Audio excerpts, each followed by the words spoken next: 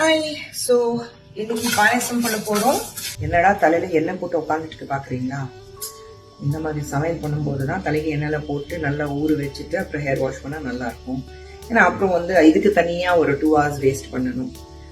So சமையலுக்கு முன்னாடி கொஞ்சம் எண்ணெய் வச்சுட்டிங்கன்னா வேலை முடிஞ்சிச்சுல நமக்கு. There's cashew nut, there's திராட்சை, there are flakes of almond and few ஏலக்காய். ஸோ அது எல்லாமே இருக்கு. அது ரெடி பண்ணிட்டு சூடானதுக்கு அப்புறம் one after the other you add. The first thing you're going to add is ஏலக்காய், and then you're going to add cashew nut, then you're going to add badam, and the last you're going to add this. ஏன்னா இது முன்னாடி போட்டுட்டீங்கன்னா cashew nut போடுறதுக்குள்ள இது burn ஆயிடும், அப்படி கருகி போயிடும். and the same thing with the badam flakes, ரொம்ப கருகிடும். So நீங்க அதை பண்ணாம one after the other. So first ஏலக்காய், then cashew nuts, then badam, and then திராட்சை. கொஞ்சம்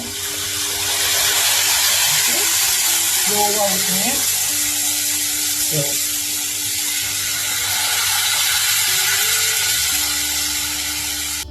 when you make this பாயசம் எங்க வீட்டில் கொஞ்சம் திக்கா இருந்தா, எனக்கும் கொஞ்சம் திக்கா இருந்தா தான் பிடிக்கும். So if you see, this is the consistency. இப்படிதான் இருக்கு இது. This is how it is. You see, திக்கா இருக்கு. So I'm going to do that. Payasam is ready. Dun-dun-dun. So you see the color? That manjal color, that little saffron color. அது குங்குமம் பூ போட்டதுனால அந்த கலர் வருது. So let's enjoy.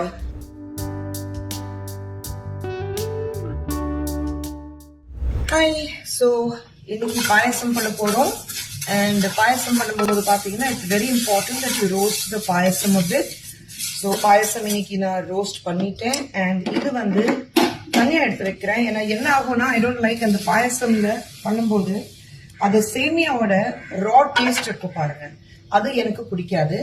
So I have got my semiya which is roasted. I'm going to add little ghee to it because I like little ghee in my payasam. and ghee உங்களை பொறுத்த வரைக்கும் I like, எனக்கு அந்த நெய் கொஞ்சம் பிடிக்கும். So here it is, and by the time it gets heated up, I will show you what else goes into it.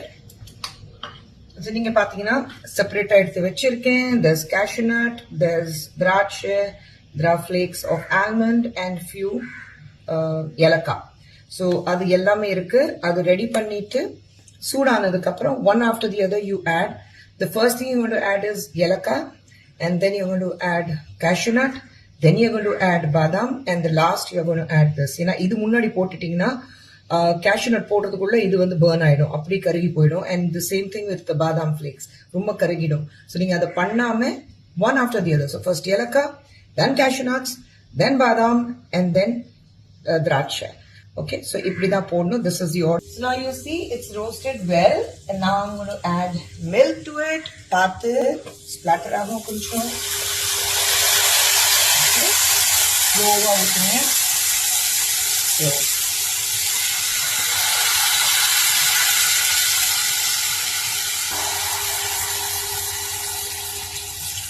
And remember, பாயசம் பண்ணும்போது it will soak in all the milk. சரிங்களா?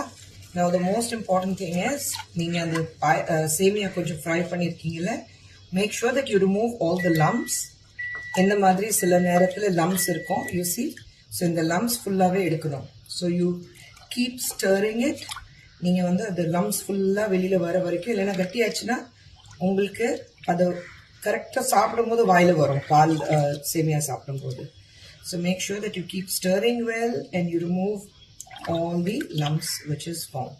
And payasam semiya payasam specially என்ன ஆகும்னா, நீங்கள் பால் ஊற்ற it will keep soaking. Okay, so most important thing பாயசம் பண்ணும்போது, அதுவும் சேமியா பாயசம் பண்ணும்போது, you have to look at the பாயசம் அந்த சேமியா எந்த ரேஞ்சில் இருக்கு. ரொம்ப it'll கொஞ்சம் இப்படி உப்பிட்டு வரும், it'll bloat a little. Okay, so நீங்கள் அந்த மாதிரி. ஸோ இப்போ பார்த்தீங்கன்னா சுத்தமாக இதில் ஸோ யூ சி எப்படி கட்டி ஆகிட்டே வருது. இதுதான் சொன்னேன், it will start thickening and lumps எல்லாமே பாருங்க. அப்போ இந்த நேரத்தில் what you need to do is you need to add little more milk. So milk பால் ஒரே நேரத்தில் நீங்கள் ஆட் பண்ண வேண்டாம். கொஞ்சம் கொஞ்சமா பால் பண்ணுங்க. கொஞ்சம் கொஞ்சமா பால் ஆட் பண்ணீங்கன்னா it will taste better and it will settle better. Mix பண்றதுக்கு வசதியா இருக்கும். சரிங்களா? நிறைய பேர் என்ன பண்ணுவாங்கன்னா ஒரே நேரத்துல பால் போட்டுருவாங்க. ஸோ ஒரே நேரத்துல பால் போட்டதுனால அது கட்டியா இருக்கும், ஒரு சீக்கிரம் எடுக்கணும், அது ஆயிடும். ஸோ இப்போ இது மறுபடியும் கொஞ்சம் நேரம் பாயில் பண்ணீங்கன்னா it will start thickening again, கட்டியாக ஆரம்பிச்சிடும். இப்போ இந்த நேரத்துல what you need to do is add the sugar. இப்போ இந்த சுகர் ஆட் பண்ணும்போது உங்களை பொறுத்த வரைக்கும் how much of sugar you need to add.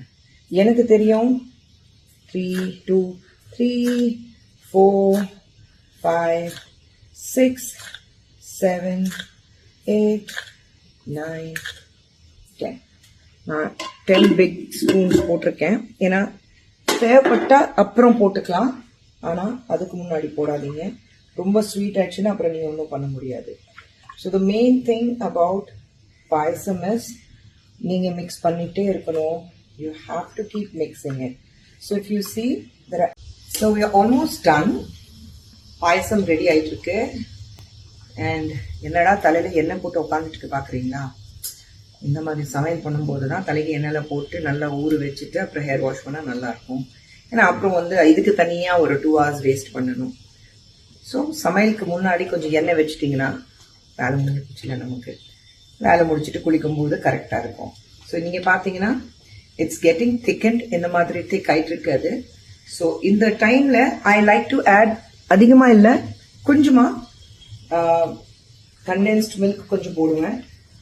So கொஞ்சம் கண்டென்ஸ்ட் மில்க் போட்டாக்கா சக்கரை டேஸ்ட் பண்ணிட்டு அப்புறம் கண்டென்ஸ்ட் மில்க் போடுங்க. அப்படியே போட்டுடாதீங்க, ஏன்னா இம்பார்ட்டன்ட் தட் யூ டேஸ்ட், இல்லைன்னா ரொம்ப ஸ்வீட் ஆயிடும். அண்ட் கண்டென்ஸ்ட் மில்க்ல என்னன்னா இன்னும் கொஞ்சம் கட்டி ஆயிடும்.